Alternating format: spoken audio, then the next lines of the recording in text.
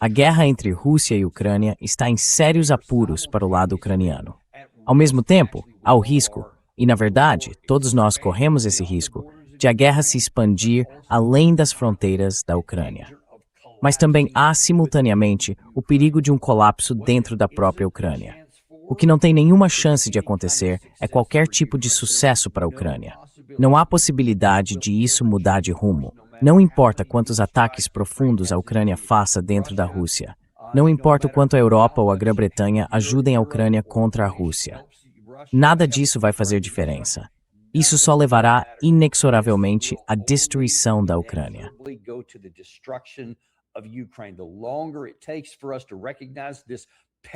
Quanto mais demorarmos para reconhecer essa realidade dolorosamente evidente, mais danos e prejuízos vamos causar justamente ao lado que afirmamos querer defender.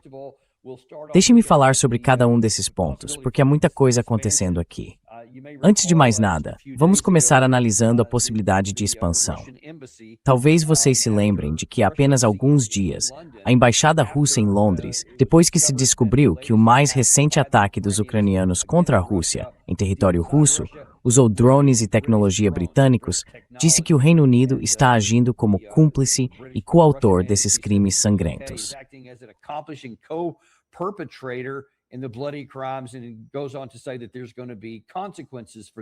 E ela continua dizendo que vai haver consequências por isso. Andy Burnham, o novo primeiro-ministro britânico, disse: sim, nós vamos apoiá-los 100%. Não vamos recuar em nada, mesmo que haja consequências. Não somos amigos só nas horas boas, e estaremos lá na hora de necessidade da Ucrânia. E isso não vai mudar, disse ela. Bem, esta manhã, mais cedo hoje, aliás, na Sky News, houve uma troca entre Sergei Markov, ex-conselheiro do presidente Putin, e um apresentador britânico. E eu quero que vocês percebam, a incredulidade com que o britânico fala com Markov, como se o tivesse dizendo fosse completamente absurdo.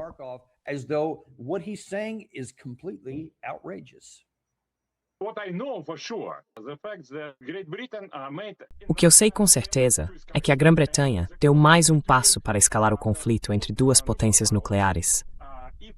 Se a escalada continuar aumentando cada vez mais, em algum momento chegaremos a uma guerra nuclear. Todo mundo que é razoável entende isso. E eu devo dizer que se você é britânico, estará em um buraco na terra e vai pedir uma resposta. Bem, acho que a maioria das pessoas consideraria isso uma fala maluca. I think most people would consider that to be crazy talk. É uma conversa de loucos. O ex-ministro russo das Relações Exteriores, Fedorov, sugeriu mais cedo, aqui na mídia, que poderia haver um ataque militar ao Reino Unido. Quero dizer, isso é uma fala simplesmente irresponsável e perigosa por parte da Rússia.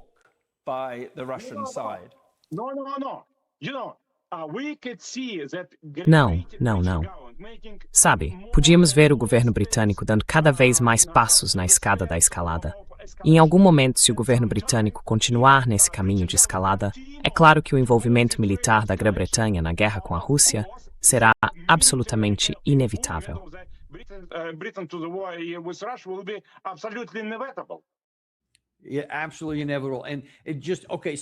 Absolutamente inevitável.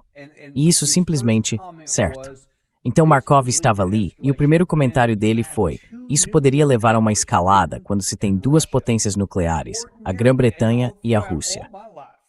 Normalmente, e durante toda a minha vida, na verdade, desde 1945, desde agosto de 1945, com as explosões em Nagasaki e Hiroshima, era insano sequer pensar em um confronto entre duas potências nucleares, por causa do desespero catastrófico. Essa é uma das coisas que Markov está dizendo aqui.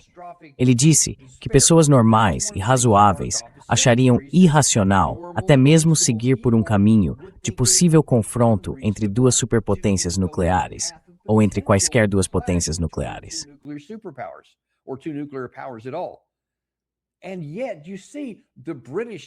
E ainda assim, você vê ali o apresentador britânico. E isso é sintomático de muita gente no Reino Unido, pelo que vejo. É claro que temos muitos britânicos no nosso programa, e há pessoas magníficas, de inteligência incrível, algumas das quais participam do nosso programa. Aliás, desculpem, era para termos Richard Sakwa hoje, que seria uma dessas pessoas. Estamos com alguns problemas de conexão. Espero que ele entre no programa enquanto estamos no ar. Mas o problema, infelizmente, é que há muita gente no Reino Unido que não é assim, e que ainda vê isso, não sei, como uma coisa anacrônica do passado. Mas nem isso explica realmente.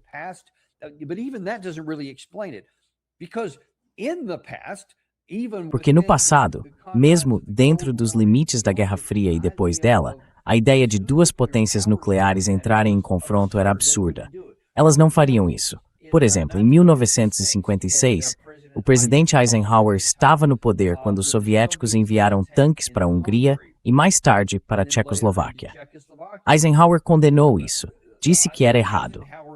Mas ele, e também, algumas das notas que foram desclassificadas nos anos seguintes, disseram que não havia nenhuma possibilidade de fazermos algo militarmente, porque não vamos entrar numa guerra nuclear por algo assim, que não tem nada a ver com a nossa defesa nacional. Por mais que possamos odiar isso, não vamos entrar numa guerra nuclear por causa disso.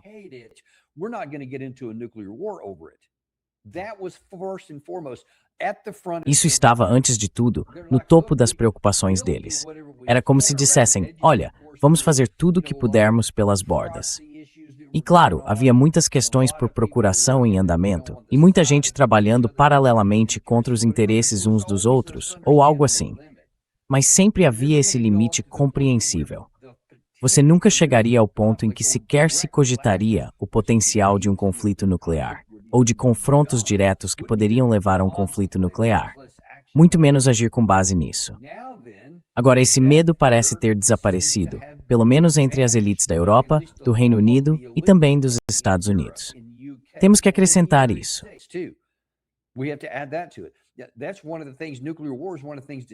Essa é uma das coisas. A guerra nuclear era uma das coisas que aterrorizavam Ronald Reagan, mesmo naquela época. E essa é uma das razões pelas quais ele procurou Gorbachev. Tipo, sabe, derrube este muro. Vamos ter tratados de limitação nuclear. Vamos tirar isso da mesa. Ele estava realmente preocupado com isso.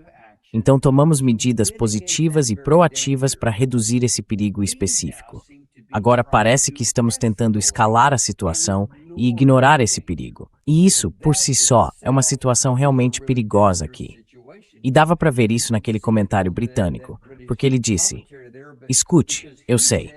Em essência, eu sei que o Reino Unido está ajudando a Ucrânia a travar uma guerra contra vocês. Eu sei que estamos usando tecnologia britânica. Estamos usando treinamento britânico.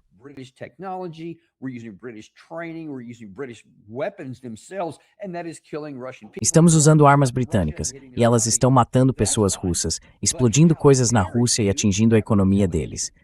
Isso tudo bem, mas como vocês ousam retaliar? Como ousam responder? Isso é uma loucura, ele disse. Literalmente dá para ver, ou pelo menos certamente parece que ele é sincero. O colega britânico ali é sincero. Ele realmente acha que há algo errado com o lado russo por responder. Agora, alguém se perguntaria, e se houvesse drones disparados e que caíssem no Reino Unido, em Londres, especificamente em Londres, fornecidos pela Rússia, mas não usados pela Rússia?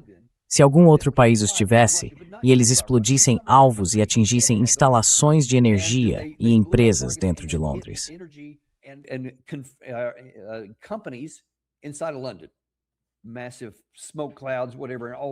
Nuvens enormes de fumaça, seja lá o que for, e tudo queimado até o chão. Você acha que Londres diria droga? Quer dizer, isso é ruim, claro. E quem quer que tenha realmente disparado aquilo, vamos fazer alguma coisa contra eles. Mas, quer dizer, não podemos fazer nada contra a Rússia. Quer dizer, simplesmente eles não gostam de nós e nós não gostamos deles. Mas quer dizer, não podemos fazer nada a respeito. Você está brincando comigo? Quer dizer, aposto que esse cara seria o primeiro da fila para entrar no programa de televisão dele e gritar: balela, isso é inaceitável. Vamos entrar e atacar a Rússia. Haverá consequências. Eu garanto, com 100% de certeza que haveria. E ainda assim, ele honestamente parece dizer: mas como você ousa ter qualquer tipo de reação?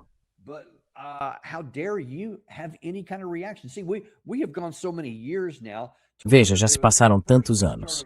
No começo havia esse medo de que se fôssemos longe demais, poderia haver uma reação e uma retaliação além das fronteiras da Ucrânia. Então, a Aliança Ocidental, e especificamente os Estados Unidos e o Reino Unido, hesitava em fazer demais. Mas aí avançávamos um pouco, víamos o que acontecia. Avançávamos mais um pouco, víamos o que acontecia. E no fim chegamos à conclusão de que a Rússia só vai reclamar das coisas, mas nunca vai fazer nada. Então agora, achamos literalmente que temos carta branca para fazer o que quisermos e que nunca haverá consequências.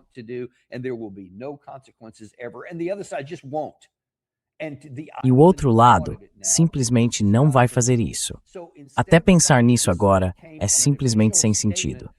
Então, em vez de isso vir numa declaração oficial da Embaixada Russa em Londres, agora vem do Markov, que tem uma ligação pessoal com Vladimir Putin e certamente está ligado ao pensamento russo, embora ele também esteja dizendo que isso poderia, no fim das contas, escalar para uma guerra nuclear. E isso é uma loucura. Até agora, seja este apresentador ou o próprio primeiro-ministro, Andy Burnham, eles parecem despreocupados com isso. E quer dizer, vocês viram o comentário do Andy Burnham ali. Sabe, vamos apoiar a Ucrânia 100%. Nada do que vamos fazer vai reduzir esse apoio.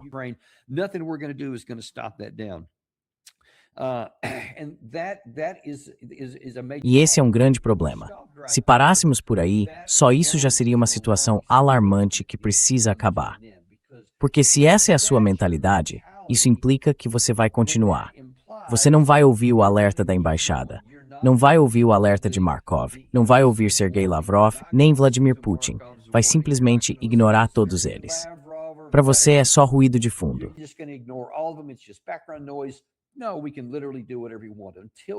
Não, podemos literalmente fazer o que você quiser, até que um dia você finalmente atinja algo doloroso o bastante, ou atinja coisas dolorosas em quantidade suficiente. Aí começa a haver um acidente. Vamos dar uma olhada em parte do que vem acontecendo. Esses são alguns dos ataques da Ucrânia aos centros logísticos da Wildberries. E dá para ver que isso está começando a aumentar. Não sei se vocês conseguem ler a legenda do mapa. Dá para ver que os pontos pretos indicam destruição extensa ou total. O vermelho escuro indica incêndio de grandes proporções, incêndio moderado, seja lá o que for, e assim por diante, até chegar a nenhum dano real. Alguns foram atacados, mas eles não tiveram sucesso. Mas dá para ver que são muitos ataques por toda a Rússia.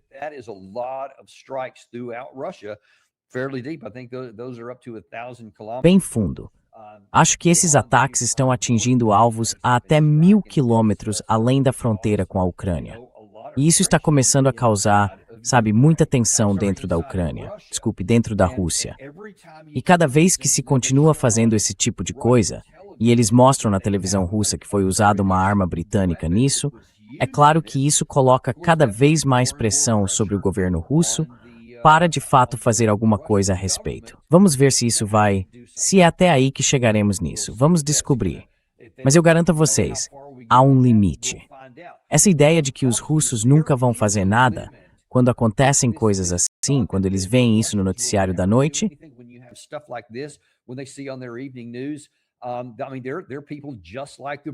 quero dizer, eles são pessoas como os britânicos, como os americanos. Em algum momento, vão exigir algum tipo de retaliação.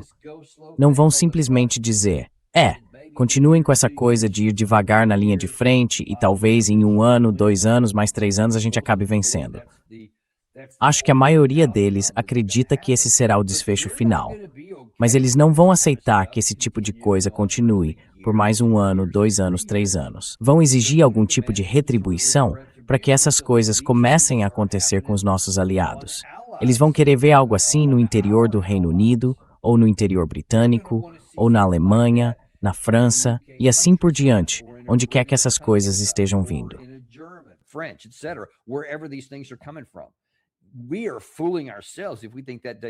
Estamos nos enganando se achamos que esse dia nunca vai chegar. Então é claro o que esses governos vão fazer. Reino Unido, França, Ucrânia, Alemanha, as populações deles, ou pelo menos os defensores da guerra em cada um desses países, também vão dizer como eles se atrevem. Quer dizer, imagine só, Esse cara não consegue nem imaginar os russos dizendo como eles se atrevem a pensar em retaliar. Mas se fizerem isso, dá para imaginar perfeitamente que haverá uma indignação incrível e uma pressão enorme para revidar. E é exatamente disso que Markov tem medo, com toda razão. Porque quando os dois lados começam a se enfrentar, um respondendo ao outro, agora que se tem o artigo 5, surgem todo tipo de ameaças. E então o espectro de uma troca nuclear aumenta muito. E isso é algo de que deveríamos ter muito medo. And that is something we should be very afraid of. Afraid is the right term. I use that term intentionally. Com medo é o termo certo. Eu uso esse termo intencionalmente. Devemos ter medo disso, porque é estúpido. É de uma irresponsabilidade inimaginável sequer falar sobre isso, sequer tomar qualquer medida que possa resultar nisso. E é isso que estamos fazendo. Neste momento, estamos colocando todo o ônus sobre Vladimir Putin, esperando que ele se contenha, como sempre se conteve, até o ponto em que não exista mais nenhuma linha vermelha. E simplesmente achamos que isso nos dá liberdade para continuar atacando dentro da Rússia e que isso nunca vai acontecer conosco. Estou dizendo a vocês, estou implorando. Estou falando das pessoas na Grã-Bretanha, das pessoas em Washington, D.C., aqui perto de mim. Comecem a prestar atenção e caiam na realidade. Isso já é ruim o bastante para o lado ucraniano, mas são coisas que estão acontecendo fora do campo de batalha.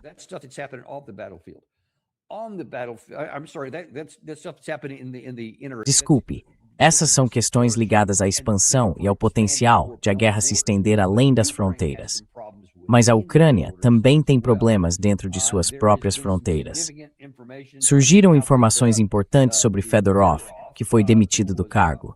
Primeiro, acho que dissemos que houve muitos protestos contra isso, porque ele era benquisto, era alguém com ideias novas.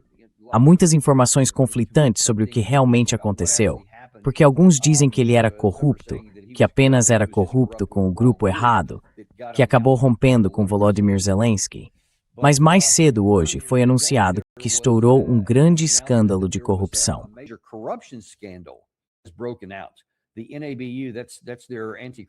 A NABU, que é o órgão anticorrupção deles, disse em 19 de agosto que estava conduzindo uma operação especial para expor uma organização criminosa liderada por atuais e ex-parlamentares ucranianos, envolvendo altos funcionários do gabinete do presidente.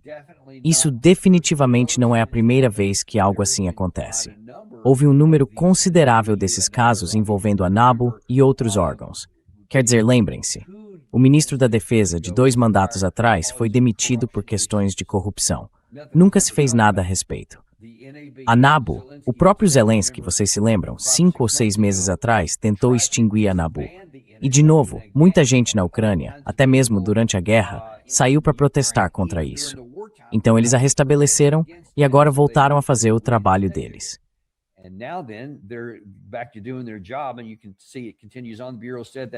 E dá para ver que isso continua. O Bureau informou que mais tarde os suspeitos foram acusados de lavar 3 milhões e 400 mil dólares pagos como fiança para um suspeito de uma operação da NABU.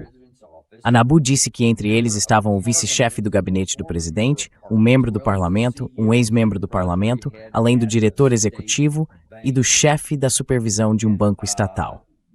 E veja, isso é realmente muito grave. Está causando problemas. Quero dizer, mais uma vez, imagine isso em tempos de guerra. Nós mostramos essas imagens. Esta, aliás, é simplesmente de partir o coração. Essa mulher está de joelhos, implorando às pessoas que fazem as mobilizações forçadas para não levarem o marido dela para o que a maioria acredita ser uma morte certa. E essas coisas continuam acontecendo.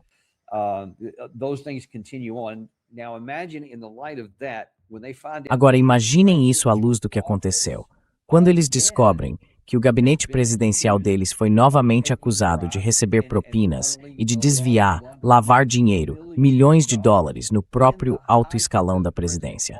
Acho que o vice-chefe de gabinete era um deles, o presidente de um banco, o CEO de um banco, quer dizer, todos esses caras. Acreditem em mim, ninguém na Ucrânia, estou falando de ninguém, acredita que essas coisas poderiam ser feitas sem a orientação de Zelensky. Não dá para fazer esse tipo de coisa nos mais altos níveis sem isso. Agora, acho que ele já demitiu um deles hoje, inicialmente. Mas há protestos dentro da Ucrânia, ainda mais por causa de algumas das outras decisões que Zelensky está tomando. Aqui está a Sky News, nesta manhã, com Richard Clark, desculpem Michael Clark, falando na Sky News sobre o quão grave é essa questão.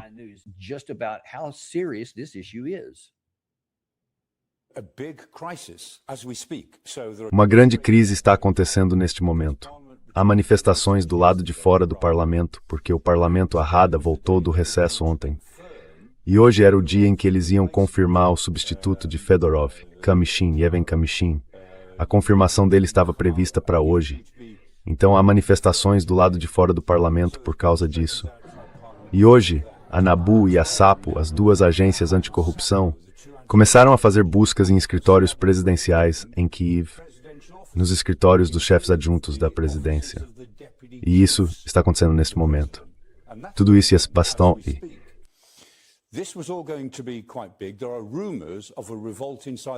Há rumores de uma revolta dentro do Ministério da Defesa.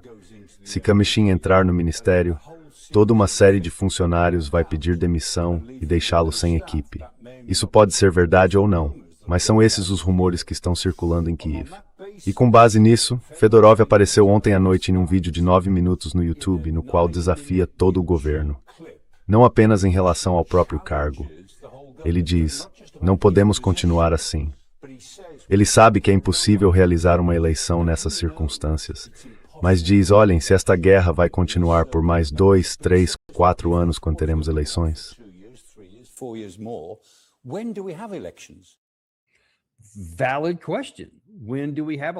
Pergunta válida. Quando teremos eleições? Veja, aqui tem algumas, de novo, isso é durante a guerra. São protestos que estão acontecendo. Acho que aquele em particular foi no dia 16 de agosto. Mas há outros, dos quais Michael Clark estava falando, que estão acontecendo hoje. E as pessoas estão realmente revoltadas com isso. E veja, Fedorov não saiu de cena em silêncio, como muitos dos outros fizeram. Eu não vi esse clipe do YouTube de que ele está falando aqui, mas, segundo o que Clark disse naquele vídeo, ele está basicamente dizendo, ei, precisamos realizar uma eleição presidencial. Quer dizer, falando sério, essa é uma pergunta válida. Já estamos nisso desde 2024, quando o mandato de Zelensky expirou. E aí você diz, bem, não podemos.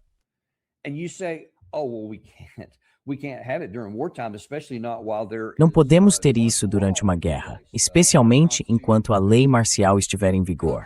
A nossa Constituição proíbe isso. A Constituição não exige que você mantenha a lei marcial em vigor. Na verdade, se não me engano, é a cada 90 dias durante esta guerra que a Constituição deles exige que ela seja renovada. Então ele poderia dizer, certo, não vamos manter isso, para que possamos... Tá bem aí. Obrigado, Gary. Para que possamos dizer, vamos realizar uma eleição. Ou eles podem fazer o que precisarem fazer. E essa ideia de que, bem, eles estão em guerra, não podem fazer isso. Você percebe que em 2024, o mesmo ano em que a Ucrânia deveria realizar uma eleição, na qual Zelensky teria de concorrer à reeleição.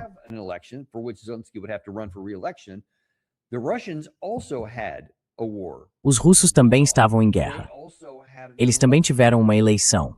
E você pode dizer, mas os combates estão na Ucrânia, então eles não podem fazer isso lá. Bem, você percebe que os Estados Unidos, durante uma guerra civil, tiveram uma eleição presidencial, e nós a realizamos. Abraham Lincoln acabou sendo vencedor, e tivemos todo tipo de problema com isso. Você dá um jeito. Mas continuar dizendo que somos uma democracia, sabe? Essa história de democracia versus autocracia, Ucrânia versus Rússia, não é isso. Nunca foi. Isso sempre foi um mito que repetimos para tentar fazer parecer bom que estamos apoiando os mocinhos contra os bandidos.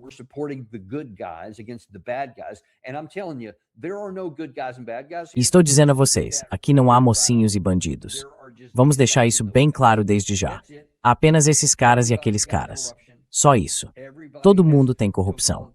Todo mundo tem aspectos totalitários, coisas de que não gostamos.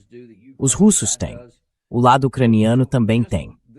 Então parem com esse papo de que a Ucrânia é uma democracia. Quer dizer, eles eram uma democracia em 2014, quando nós apoiamos a derrubada violenta do governo legalmente eleito na Ucrânia. Porque o cara que estava no poder, acho que o nome dele era Yanukovych, queria ter uma união econômica não com a União Europeia, mas com o lado russo. Ele queria seguir nessa direção.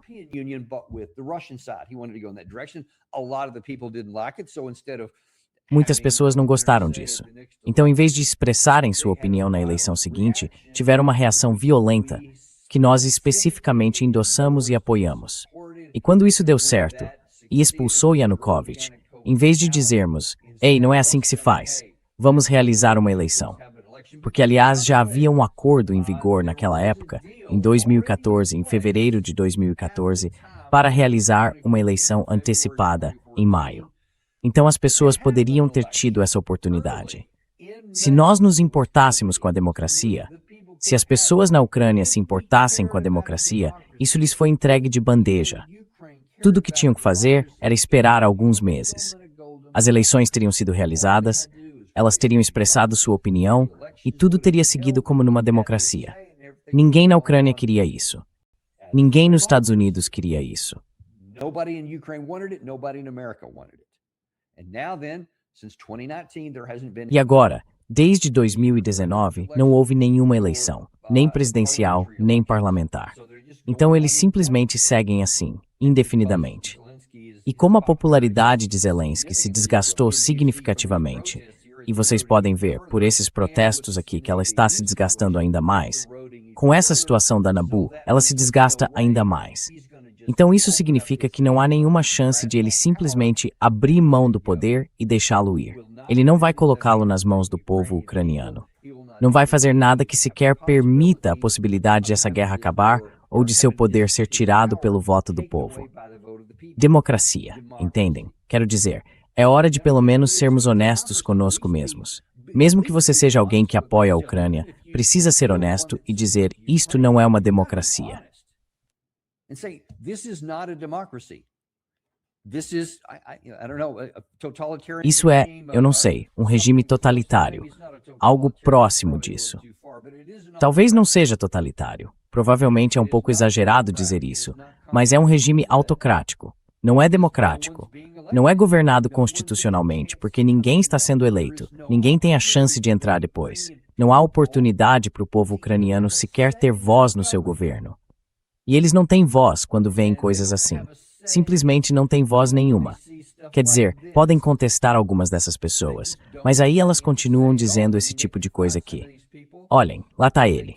Ele está pedindo uma eleição. Vamos lá. Vamos fazer isso aqui. Agora isso vai ser colocado lá em cima. Calem a boca por nós. Vocês vão apoiar uma democracia? Vão dizer, sabe de uma coisa? Tá na hora de fazer isso.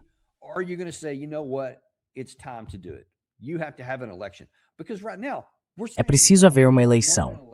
Porque agora estamos dizendo, não, também não queremos uma eleição. Porque muita gente no Ocidente, especialmente no Reino Unido, especialmente no Parlamento Europeu, também não quer uma eleição. Porque gosta de Zelensky. Gosta do acordo que tem com ele. Gosta disso. Isso é corrupção cooperativa. Enquanto Zelensky estiver fazendo tudo o que pode para garantir que a Rússia continue sendo prejudicada todos os dias, eles aceitam a corrupção. Não pensem que Ursula von der Leyen e Kaja Kallas ignoram essas coisas. Elas sabem, eu garanto que sabem. Elas têm plena consciência do que está acontecendo e aceitam isso porque gostam do resultado.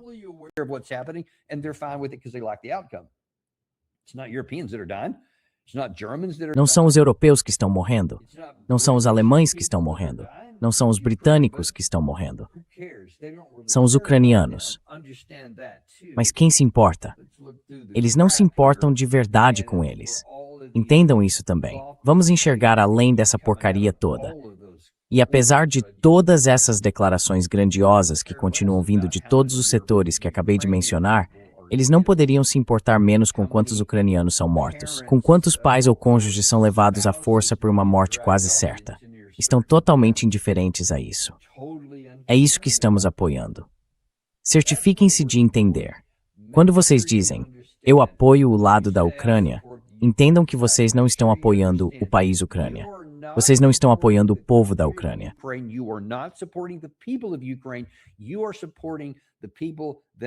Você está apoiando as pessoas que estão no topo, os funcionários corruptos que estão enriquecendo e que não têm problema nenhum em enriquecer às custas dos corpos dos próprios compatriotas. Eles não estão dispostos a usar ideais democráticos para se manter no poder. Vão usar poder autocrático para garantir que ninguém mais tenha uma chance, para garantir que o povo da Ucrânia não tenha voz. Entenda, é isso que você está apoiando quando diz, eu apoio a Ucrânia.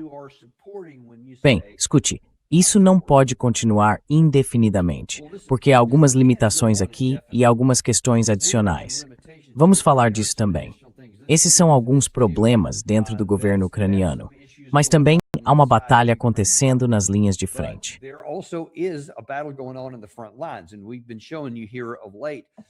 E temos mostrado a vocês ultimamente que a Rússia continua com esses bombardeios de mísseis balísticos e drones, atingindo todo tipo de instalação em toda a Ucrânia.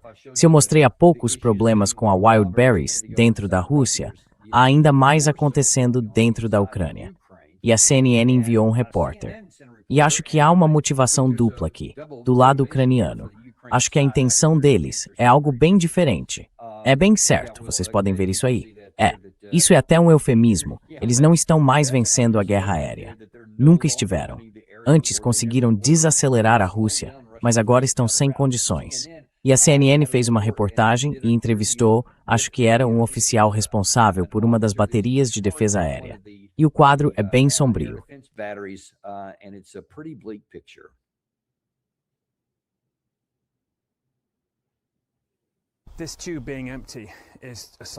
Ver este tubo vazio é algo que realmente despertaria medo nos ucranianos comuns. E isso é resultado de dezenas de telefonemas para todos os aliados, de todo tipo de negociação. O presidente Zelensky me pediu que tentasse encontrar os interceptadores para encher isso aqui.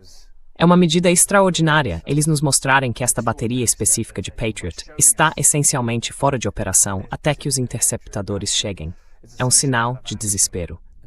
O engenheiro-chefe Dmitro diz que faz 2 meses e meio desde que esta unidade disparou e 6 semanas desde a última vez que ele viu qualquer uma disparar.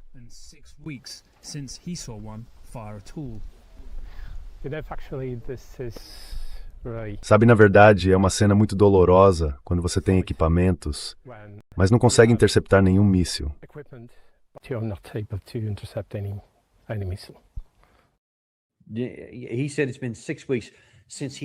Ele disse que já faz 6 semanas que não vê nenhum míssil interceptador ser lançado.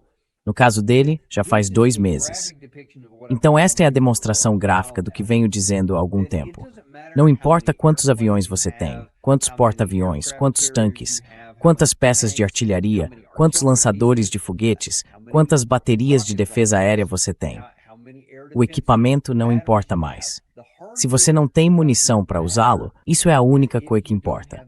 Então, em essência, eles não têm defesa aérea neste momento. E tive isso confirmado por outras fontes dentro da Ucrânia. Se você acha que está ruim na capital, onde eles priorizaram todo o resto, no restante do país está ainda pior.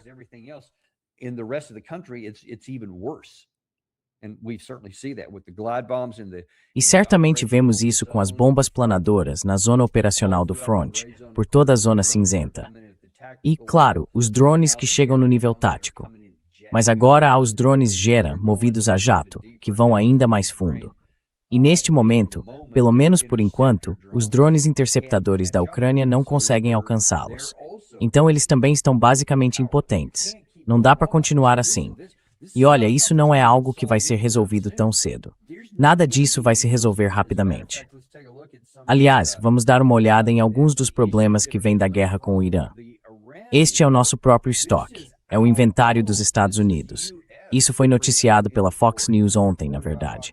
Diz o seguinte: veja quanto resta do inventário pré-guerra. Ou seja, antes de 28 de fevereiro, caímos para cerca de 60 e poucos por cento dos mísseis Tomahawk.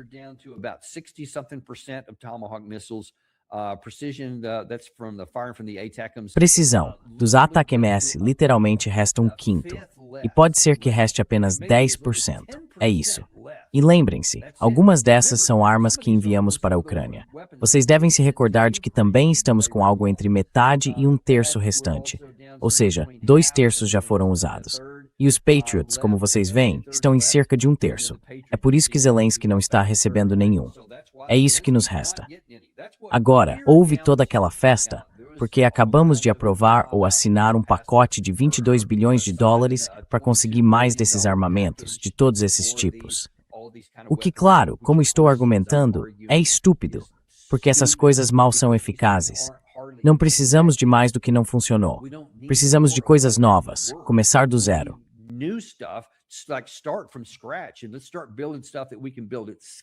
E vamos começar a construir coisas que possamos produzir em escala, que sejam acessíveis e funcionem. Quer dizer, antes de tudo, vamos descobrir como fazer isso. Mas não digam simplesmente que devemos, por reflexo, gastar mais dinheiro no que não está funcionando e no que agora se esgotou aqui. Mas é onde estamos. O que isso mostra é que não há esperança no horizonte de que a Ucrânia vá fazer algo além do que já fez na guerra aérea. Acabou. Pessoal, entendam, isso nunca será resolvido no curso desta guerra aqui. Até esse pacote de 22 bilhões de dólares é um acordo para 7 anos. Levará muitos anos até que os primeiros desses itens, que não são tão eficazes, comecem a sair da linha de produção. E eu lhes prometo, quando começarem a sair, eles não vão para a Ucrânia.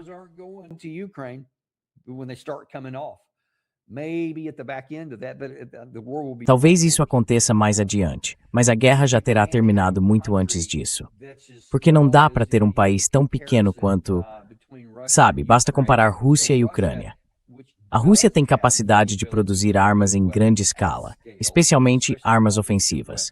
Segundo Zelensky, elas podem chegar a 250 por dia em um ataque contra a Ucrânia, além dos milhares de drones que podem estar voando. E tudo o que a Rússia precisa fazer é concentrar todo o seu fogo naquele pequeno círculo vermelho ali embaixo, enquanto o lado ucraniano tem de distribuí-lo. E dá até para ver isso neste mapa que eu mostrei antes, com os ataques às instalações da Wildberries e algumas outras.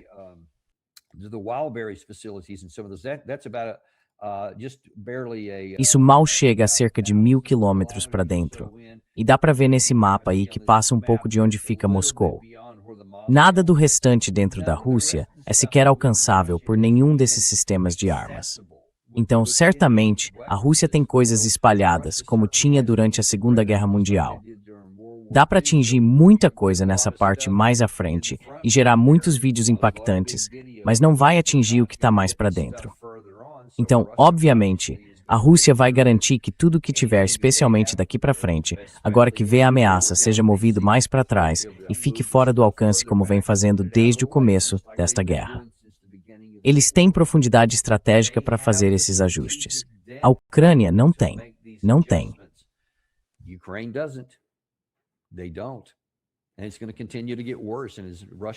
E isso vai continuar piorando. E à medida que a capacidade industrial da Rússia continua crescendo e aumentando, e o lado ucraniano continua encolhendo e se deteriorando ainda mais, há um desfecho inevitável para isso. Não dá para continuar tirando pessoas do nada.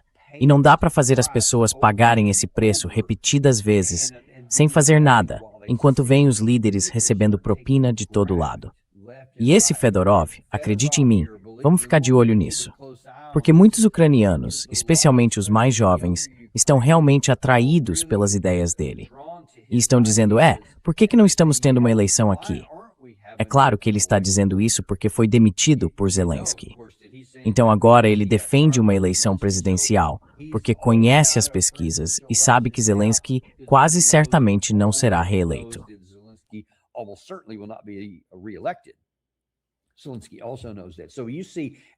Zelensky também sabe disso. Então veja, para onde quer que você olhe, há atrito dentro do próprio governo ucraniano. Há atrito dentro do governo e entre as pessoas que fazem parte dele. Além disso, há atrito na linha de frente. Eu nem falei dos combates propriamente ditos na linha de contato. Isso continua indo contra a Ucrânia. Não importa se é rápido ou lento, o movimento continua sendo para o oeste. Eles não estão revertendo isso. E como eu disse no início, não há caminho nenhum, zero, para que isso algum dia seja revertido. Nunca. A única questão é, quanto mais rápido isso vai acontecer pro lado russo. É só isso. How much faster will it get for the Russian side? That's it. So there's no path to ever think you're going to have a success. Então, não há como achar que você vai ter sucesso ou que de alguma forma vai reverter isso e chegar a um resultado em que atinja a Rússia com força suficiente para fazê-la recuar. Isso nunca vai acontecer. Nunca vai acontecer. A única coisa que vamos conseguir é mais ucranianos mortos, mais território ucraniano perdido e, no fim das contas, a morte da nação deles. É isso que vamos conseguir. E só temos que torcer, como falamos no começo do programa, para que isso não se expanda além das fronteiras da Ucrânia por causa da estupidez do Ocidente.